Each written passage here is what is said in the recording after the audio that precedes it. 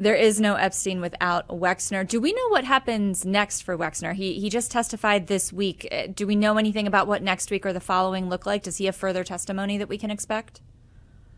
Not that I'm aware of, but I mean, he will continue to be under the microscope, I think, for as long as the Epstein Files fallout continues. People are going to be following Les Wexner and trying to dig up more information on the nature of their relationship. Why did Les Wexner give Jeffrey Epstein power of attorney over his entire finances? Why did he give so much trust to Epstein? When we talk about the flow of money to Jeffrey Epstein, I think it's very important to talk about Leon Black. And you had a really interesting story, John, with the headline, How Picasso, Van Gogh, and Cezanne Helped Finance Epstein Client Leon Black's Billionaire Lifestyle. Can you break that down for us? Who is Leon Black and what was his relationship to Jeffrey Epstein?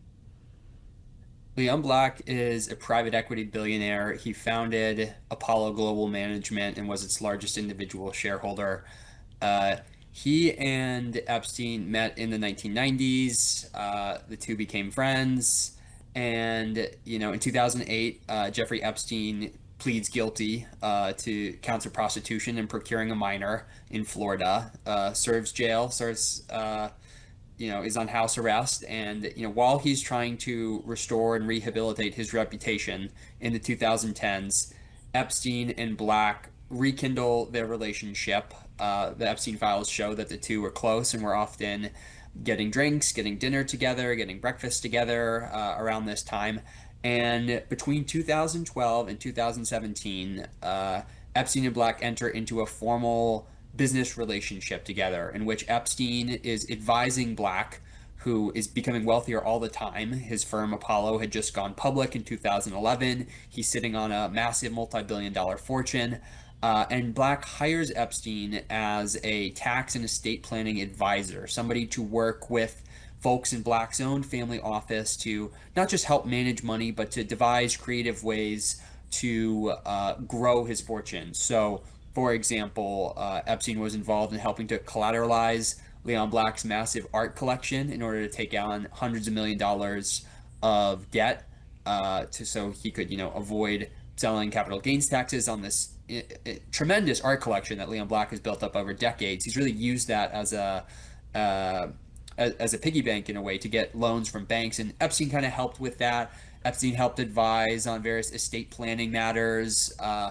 You know, Black has said that Epstein ultimately did help Black save up to $1 billion in taxes that he might have owed through estate planning means. When Leon Black was ultimately, retired from Apollo in 2021, the firm hired an independent law firm, which also found that Epstein had helped Black save a lot of money on taxes. But I mean, it was an extraordinarily costly service that Epstein provided Black. Black paid Epstein $170 million between 2012 and 2017 for purported tax and estate planning services, and that's an extraordinary number. It's not a number you see with other sophisticated financial advisors and analysts hired by billionaires to help manage their finances. And so it does beg the question of, what exactly was Leon Black paying Jeffrey Epstein so much money for? And Black has denied all wrongdoing in connection with Jeffrey Epstein. And are we close to getting an answer to the question that you just asked, or are we not going to see U.S. lawmakers interrogate Leon Black? We might. I mean, it is clear that the two had a social relationship and that women were involved in that social relationship. Bloomberg recently reported on a woman who was affiliated with Epstein, who ultimately received over $1 million in gifts from Leon Black during the time that Black and Epstein were in business together. And so, the nature of that relationship might be opened up further.